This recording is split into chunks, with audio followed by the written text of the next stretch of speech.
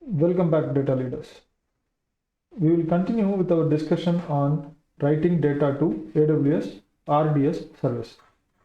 In the last video, we have established the RDS instance and it is running. We established connection with the RDS database over PSQL client, and now also we created the table and we checked it by query. In this video, we are going to take the pandas route first. For this, we are going to use Jupyter notebooks, and we will be using the Jupyter notebook that I have already uploaded to the GitHub repo that you can find it out in a moment. I will share the GitHub repo. You can see the repo that I am sharing here, the link of the repo that you can find it out. This repo link, I will be sharing it in the description of the video. And if you go into the repo in the Jupyter books, you will see that there is the RDS S3 pipeline. If you click on that, you will see all the necessary information related to the necessary notebook related with the code for working on RDS, working on the RDS database and updating the data to RDS database. So we will be going through this particular notebook right now. Let me go to the notebook. To begin with, if you are new to Jupyter notebooks, this particular playlist in which this video is contains the information on how to bring the Jupyter notebook, how to install Jupyter notebook application in your operating system. It also explains how to begin using Jupyter notebooks. Kindly go through the first two videos. I will be tagging that videos in this link also. Kindly go through that. It will be very helpful for you. Let me continue with the explanation of this notebook right now, this application right now. The first cell will import the necessary libraries, especially pandas library and config parser library. In order to execute, I will be using the shortcut key Control Enter. You can use run command here to execute the cell. This gray rectangle you see is a cell in Jupyter notebooks. I am going to import the Boto3 and AWS Wrangler library. For this video, initially for pandas route, we don't need AWS Wrangler or Boto3. I will explain to you why in a moment, but we don't need that for this initial stage. Next, we are going to open the credentials.config file, which contains our Postgres database credentials. I will just go and explain what the credentials that I'm talking about. I will not be sharing my original credentials, but I'll be giving you an example. The credentials.config file, this credentials.config file will actually look like this, will have the contents like this. It will have my AWS secrets, and also it will have my database secrets like username, password, port, and all the host, etc. Once I read the credentials.config file, then I can store all the necessary names like database name, username, password into the Python variables. Once I store it in Python variables, then I can use it in any way I want. That is the main intention of storing using the config parser library. In this way, what will happen is, even though my database details, everything is inside, in fact, I can show you the username because user is already open. So the user is MasterDB. The RDS database username, I had shown it in the last video. Even now, if you go to terminal, you can see that I'll be using the username as MasterDB. So the same username and also the host. If I go back to the Jupyter notebook, if I use, instead of user, if I say DB, that will be my, okay, that will not be my, just a moment. Yeah, I need to use host. So if I use the variable host and if I enter, you will see the host name that I'll be using. So these things I can share. It is common. I have already shared it. However, the password and username has to be kept confident. Even the port sometimes has to be kept confidential. So that is why we are using config parser and parsing the credentials file into this config parser and then using it. Now, the next cell, we are going to import the psychopg2 library. Psychopg2 library provides you a connection option. It creates a connection object for you with Jupyter Notebooks or Python environment and the database environment. If you are new to Python environment, when I say Python environment, it means the location where the Python variables and the Python functions are operating. In this case, the Python functions are operating inside this Jupyter Notebook. For simplification purpose, I am explaining it this way. Okay, but in reality, if I have to explain the environment, it is much more complicated. At this moment, assume that the environment that we are going to work from is this Jupyter Notebook. In order to enable a connection between this Jupyter Notebook and the RDS database that I have it here, the database, if you go to AWS, you will have the RDS database that I will be connecting, this RDS pandas tutorial database. In order to do this connection, we are going to use this connection string. This is called as connection string. Also connection object. It is interchangeably used. Some say it is connection string, some say it as connection object. I would prefer to use connection object because that is the more appropriate term in Python to say it as connection object. So I will be continuing to use the term connection object for connection con object, con variable. So this is the variable name con. We will be using that. After I create the connection, I have to set the session. So this method will create auto commit option equal to true. Why this is required, I will explain to you in couple of minutes. After we create the connection, then we need to request for a cursor from the connection. Connection is just the pipeline that is going to be established between Jupyter Notebook and the RDS database. But the cursor is going to tell where the current table or which table or which row the connection is right now reading. It is more like if you can recollect the old cassette player or the music player, you will see the disc rotating and you will see the head moving on the disc. So this cursor is like that head, if you can visualize that. We have right now, if I execute this, you will see that it will take some time, and then you will see the number has changed and my connection has been established. If I execute this cell and if there is any error, for an example, if there is anything wrong, let me actually make something wrong here. So let me go here and let me say, let me give a wrong data here. I will say, I will give a wrong data. Okay. And if I try to execute, see what happens. I will get a connection to server failed because the database these does not exist. So the data that we provide here has to be appropriate and it should be correct. Then only the connection will get established. Or else the connection will not get established. You will not be able to proceed further. And if the connection, there is error, do not proceed further also. There is no use because you will not be able to execute anything. Next is series of functions that I have written in order to work with the pandas data frame as well as to work with the database that I have at RDS. Both the things I have actually created a couple of functions. The functions that I am talking about here is the schema generation function. This function generates the schema from my data frame. I will show it to you how it generates in the next slide, in the next couple of minutes. Second is I can get the schema of an existing table inside the database. The schema gen function will create the schema from the pandas data frame.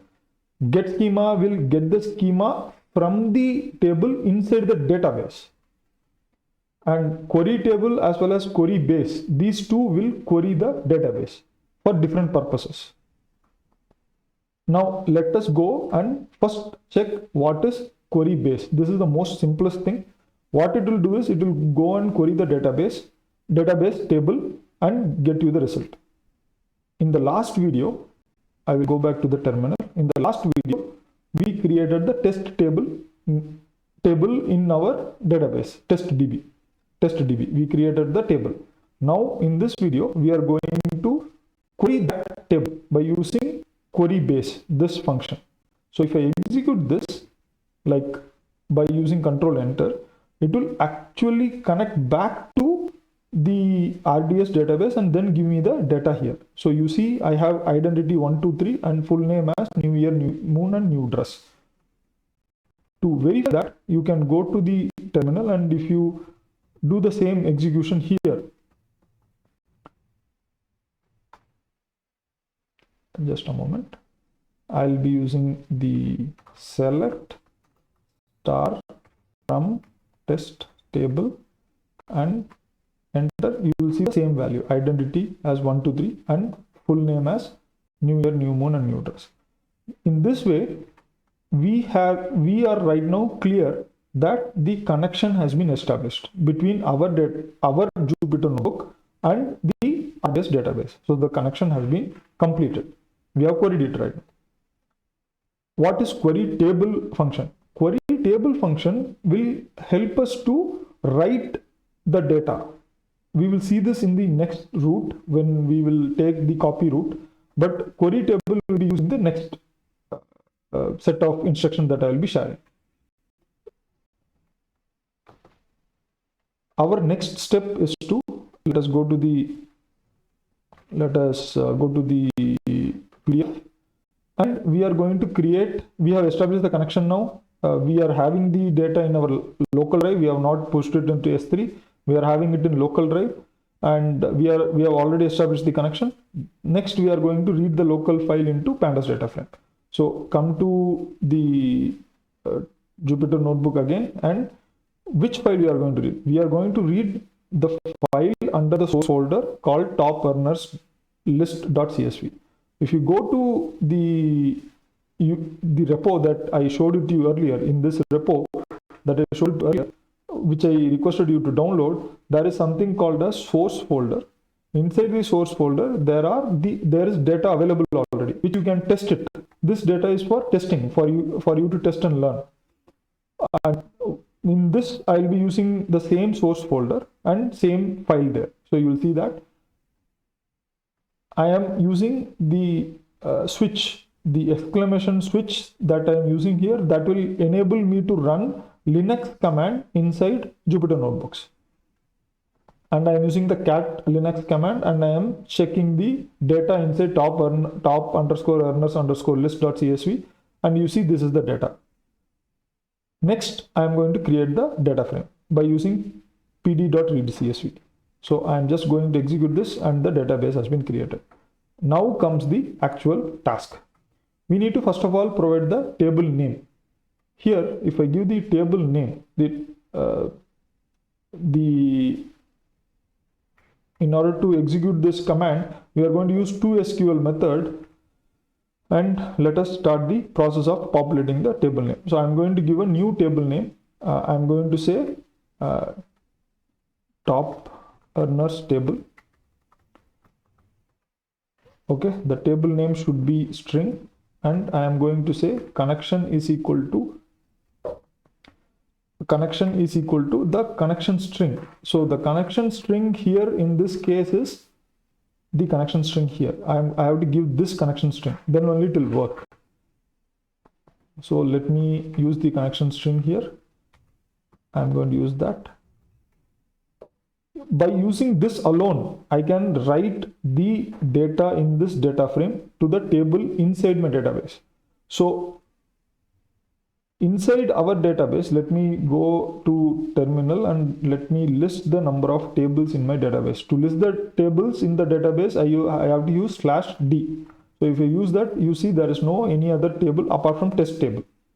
Now, after I execute this cell, you will see that there is an additional table. So let me execute this.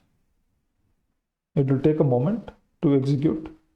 And once that execution completes without any error, we will go back to the database and we will see that the data that is written here, the data that is available here would be written to the database. Just give it a moment. When it comes to providing the data to the database directly from Pandas, the connection engine that we are going to use should be SQL Alchemy. For rest of the activities, we can use psychopg2 library. However, for connecting with the database and writing the data frame directly to the database, we have to use the SQL create engine process only. We cannot use psychopg2. Please keep this in mind.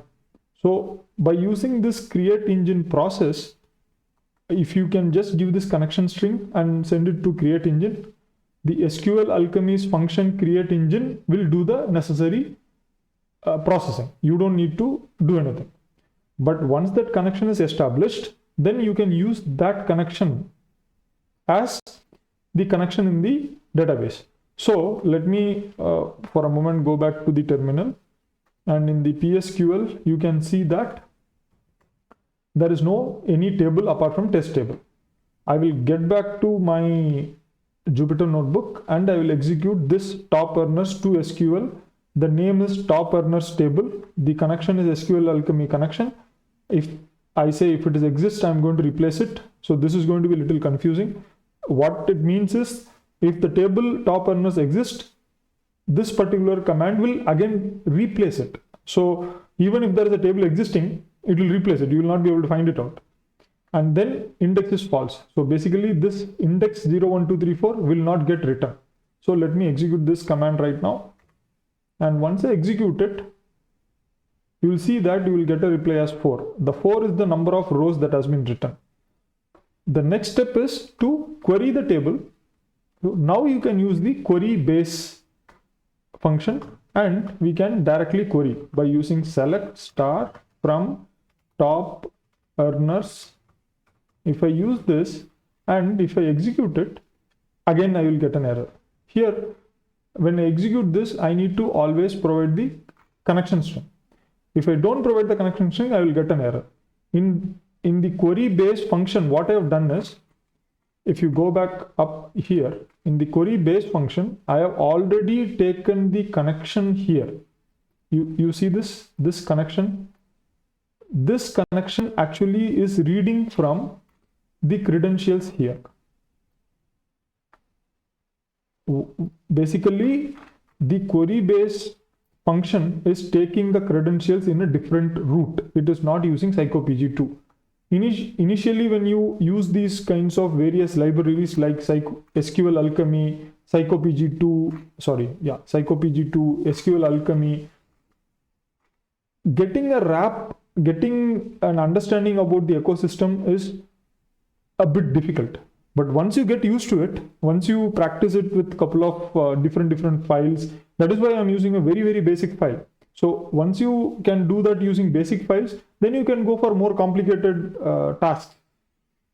As you have already witnessed right now, if you go back and check my listing, you will see that I have top earners in my database also. Let me go back to my terminal and I will show you. Yeah, here you see the top earners is already there. It is already there. And if I use select command and if I select it, you see the data is already updated to the database. Going back, looking at the data, you see that the same data has been updated. You might be wondering, so one of the routes is already complete. So what next? The route which I followed for using the pandas route is already complete. The connection that I need to use, I will be updating this presentation. The connection that I need to use here should be SQL Alchemy connection, not just the psychopg2 connection. So I will explain this and I will update this presentation. The next is using the copy command route.